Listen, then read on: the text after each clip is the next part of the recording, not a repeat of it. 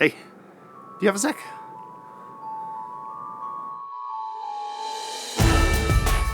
Hey, it's Christian. It's December 22nd, day 3 as we count down the Christmas Fitness Advent Calendar. And my gosh, today was a hard workout. I certainly felt it by the end. This is 11 minutes worth of work now. I was out in the sun, which was beautiful. It was a fantastic day to be outside doing the workout. But still, that first move that we've added today, it really sets things up for a painful ending, but that's okay. I've added it towards the end of this program so that you only have to see it 3 times. And what is it? It's the mountain climber. Now, the mountain climber is done in a high plank position, and you just bring your knee up, alternating leg, and it's just getting that as fast as you can. It is a core cardio combination. There's not a lot of these. The bicycle twist would be one, but the majority of the other core moves are not cardio intensive. So this one certainly can be. Go at your own pace so that you can do it for 30 seconds. It's only 30 seconds, but it is the leader. So be sure to warm up to it. All right, so grab your towel, grab your mat, whatever else you might need, including water, certainly today. And we're going in 3, 2, 1, and go. So the mountain climber is all about speed and compress that core as you are bringing your knee up. You're working your core, your abs, your hip flexors. This is not an oblique move. You're not bringing your knee to the outside or crossing it over, just straight up the middle. Tuck it in nice and tight, and then take it all the way back out as fast as you can go. If you need to walk this and step it, that's fine. But if you can run, even if it's running the last few seconds, which we're at 4, 3, 2, and 1. We're going to transition up now into the Heisman high step punch. This is the high knee, and what you want to do is get that knee up nice and high. We're going in 2, 1, and go. So you're transitioning from foot to foot, punching every time you step. It's the opposite hand from the knee that's raised, so the same side you're stepping on. And you want to get the knee up higher than your hip if possible. Whether you're doing a step like I do or you do a double bounce, you're going to transition with a bit of a jump from foot to foot. You want to take the impact out, you can step foot to foot as opposed to jumping, but holding your step or bouncing is entirely up to you. Done here in 2, 1, and 30-second break. Now take this time to breathe because it is only 2 moves that we've just completed, but we still have 4 full blocks to go, or 5 full blocks. I can't even count. 5 full blocks to go, and it is still a lot of work. We start with the Skyfer, and then we move in from there to the isometric leg hold. So there's a bit of a break, but the Skyfer is an arm move that is tough. And again, I found it hard to do. So let's get ready and get down into that. 2, 1, and go. Starting from a seated position, get into an inverse table. So you're getting your hips up and your arms behind you, and you want to drop your hips and your elbows bend at the same time. Your elbows should be bending behind you. Now, I find this one a little bit tough, partly because of the muscles. I don't have huge muscles, but I still find it difficult to do. I said I was going to bring out the push-up stands, and I forgot those, so I'll try and remember tomorrow, but keep working through. 3, 2, 1, and done. Hop on up. We're going to that isometric chair position with a single leg lift. So get ready and sink into that chair, weights in your heels. 2, 1, and go. Lift one leg at a time. Hold it nice and high up above the other knee if you can, and you want to flex your foot. Drop into that chair position. You're going to switch it up at 15 seconds. So in 4, 3, 2, 1, and change legs. So now the other knee is up above, and you're flexing that leg nice and straight, but be sure to keep your butt low. You're keeping your weight back in your heel and sinking into a deep chair. You want to be working hard here for another 3 seconds. 2, 1, and transition now. Grab your mat. Next up is the bicycle twist. So we're going to lay down on the ground here. We're going in 4, 3, 2, and 1, go. Bicycle twist. Don't pull on your neck. Keep those shoulders off the ground, shoulder blades off the ground, and you're twisting from side to side. You're matching your opposite elbow to opposite knee, getting to the outside of your knee if you can. If you're that flexible, go for it. This is all about working that core, working those obliques. So do what you can here and get twisting. Keep moving, keep your toes pointed if you can, keep them off the ground. You want more challenge? Go up with a 45-degree angle. It's all about work here. 2, 1, and done. Get the mat out of the way. We're going into the burpee next. Woo! Take a breath here before we start pumping hard. Going in 3, 2, 1, and go. Your burpee, you're jumping back, you're jumping up, or you're stepping back, you're stepping up. Whatever you want to do here for this 30-second move, it's about the cardio. So move as fast as you can for maintaining comfort for 30 seconds. I like to jump back and then jump up. I'm not yet at the point where I'm comfortable doing 30 seconds of a fast transition in from the pop up to jump, like as a smooth transition. It is hard, and I would definitely burn out. We're done here in 2 seconds. 1, you get a 30-second break. Breathe in, get that fresh air into you. Circulate the blood with some nice fresh oxygen, because it needs that to work hard, and you certainly are working hard today. We're going to start the next block with that single leg bridge. Now this is the marching bridge that you're going to be down on the ground for. We also have the reaching, CY reach, and you want the mat for that and the diamond drill. So prepare for this one as I'm doing here. We're going in 3, 2, 1, and go. Single leg bridge, get those hips up nice and high. You're using your hands to help push down on the mat if you need to, but you want to keep your heels on the ground, and you're reaching one knee up towards your chest as you march left and right. If you keep your foot flexed, it'll help keep your leg at a 90-degree angle, and that's what you want to maintain here, because you're going to be squeezing your glutes, and you can feel it in your hip flexors as well. So keep marching through. You have 5 seconds left. 4, 3, 2, 1, and done. Now we're going into the angry bear, so turn over, and whether you're on your mat with your hands or not, getting up into the hands and knees position, going 2, 1, and go. Hopping your knees, hopping your feet left center, right center, and your knees are only 2 inches off the ground. You are going to feel this just above your knees. Those quads are going to be burning. So it's just a simple little hop, but it can work so hard. This is, again, a cardio leg move that really, really works things, and I feel burnt after this one as well. So you got 3 more seconds here. 2, 1, and done. Grab that mat again. CY reach is next. So get ready, sit down, and lean back, and we're gonna go in 2, 1, and go. Start out in a low reclined C position, engaging the core, and then sit up and twist to one side, and you're gonna feel this one really high up in your obliques.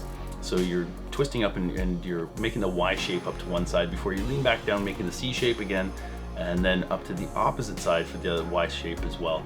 So you're reaching your arms overhead and twisting and looking behind you, and you'll feel your obliques engaged, but always maintaining that crunch. You're done here in 3 seconds. 2, 1. Now get the mat out of the way. We're going to the diamond drill next. So get ready for this. It's all about speed and agility. 2, 1, and go. I've got 3 markers out again today, and I find this is a great combination of markers to be able to maintain a nice rhythm and get a good flow going. Doing it with 1 or even 2 doesn't quite get me the speed that I like, and I don't fall into a rhythm as easily. So it's up to you whether you're using big markers, quarters, bits of tape. You've got to work hard. You got 6 seconds left here, so push, push, push as fast as you can. 2, 1, and you get another break. This is the halfway mark. So I hope you're breathing hard by now, because you should be. You've been working hard, and now you get 30 seconds to just breathe it in and relax. We're going to be doing the tricep push-up as our start for the next block, and I certainly felt it today. Maybe it's just because the fact I've been doing tricep push-ups throughout, this is adding up, but 3 seconds, 2, 1, and go. Your hands should be sort of under your shoulders, slightly back, and your elbows are going to rub up against the sides of your body as you drop into your push-up. If you need to turn your fingers out a little bit to help force your elbows in, go for it. Whatever makes it comfortable for you, but you're working your chest and your triceps here, keeping a straight line from your head all the way to your heels. If you need to do this on your knees as a modification, that's okay. You're still doing work. You're done here in 3, 2, 1, and hop on up. We're gonna get to that Plyo Knee-pop. We're gonna get that mat out. Mat is coming up next for the reaching sit-up. So in 2, 1, go. So the Plyo pop is sort of an easy lunge where you're tapping your knee back, your foot back, and you're popping your knee forward. And this is only gonna be for 15 seconds on this side. So you've done that in 2, 1, and switch it up. So your knee goes up and you jump off the ground as you do so. If you need to take the impact out of this one, take the jump out, but I would love to see your front foot leave the ground as you pop your knee up. All about speed. Done in 2, 1, and grab the mat for the reaching sit up. Sit down on the ground. May as well lay down and enjoy this transition. Taking advantage of a rest here. 2, 1, and arms overhead, and you are sitting up, engaging your core and reaching your arms up as you flex your back a little bit, arching your back, and then laying back down. So this is about keeping your momentum out of it by having your arms up the whole time. So you sit up, you flex your back, and then you lay back down with your arms overhead. This sit-up is total work for the entire core. It's not just the lower core or the upper core. It definitely works everything. Then 2, 1, and hop on up. We're gonna finish off with the jumping jacks. So see how fast you can do these today. Going in 4, 3, 2, 1, and jack it out. You're gonna work your arms, you're gonna work your legs, whether you're doing straight arms, bent elbows, elbows staying above your hips, whatever you wanna do, it is totally up to you. You want to just work fast, work hard, go for this remainder 15 seconds. We're halfway through this, so keep going and go faster if you can. This is about raising the heart rate as the final move of this block. 4, 3, 2, 1, and 30-second rest. Again, you are taking these breaks because you need them. If you need longer, pause the video. If you're working out with me, pause this video right now to take a longer break. It's okay. I'm working through this and trying to get as much work because this one is for me as well. We're going into the YTWL next, which is a bit of a break. So you've got a shoulder move, but it's not a cardio. We're going in 5, 4, 3, 2, 1, and go. Bent forward at the waist, hips, feet are hips width apart, and you're just making a Y shape with your arms, then out to the side is the T, elbows back for W, and then flip your hands over for the L. This is about shoulder mobility. So you're gonna increase the synovial fluid in the joint, that's your shoulder. So this will make it easier for you when you're doing things like push-ups or having them overhead for the tiptoe squats, which is coming up next. 3, 2, 1, and you're done here. So for the tiptoe squats, get ready for this. You're gonna set up with your feet slightly wider than your hips. Get up on those toes. We're going in 3, 2, 1, and go. Bent forward at the waist, arms overhead, straight back, and just bend your knees and get into the deepest squat you can while maintaining the tiptoe. I lose my balance here a couple of times today, but I never lose things. I might lose my form just a little bit, but as I always say, you're better to maintain form and do it properly than you are to try and do too many or do them too fast. So do what you can, but do it right. You're done in 6 seconds here. So keep pushing through, keep squatting low, get those arms up, biceps by the ears. 2, 1, and done. Whoo! Sphinx leg lift. Grab the mat and get ready to get down on those elbows. We're in a low plank position in 2, 1, and go. Lifting alternating legs as you are in this plank. This is engaging your core and squeezing your glutes to work the booty to get those legs off the ground. One at a time, you are lifting one foot then the other. It doesn't have to be high, just enough to get it up above your other foot and march it out. Just breathe through this as you're working too. You're engaging not just the front of your core, your abs, you're also working your back here.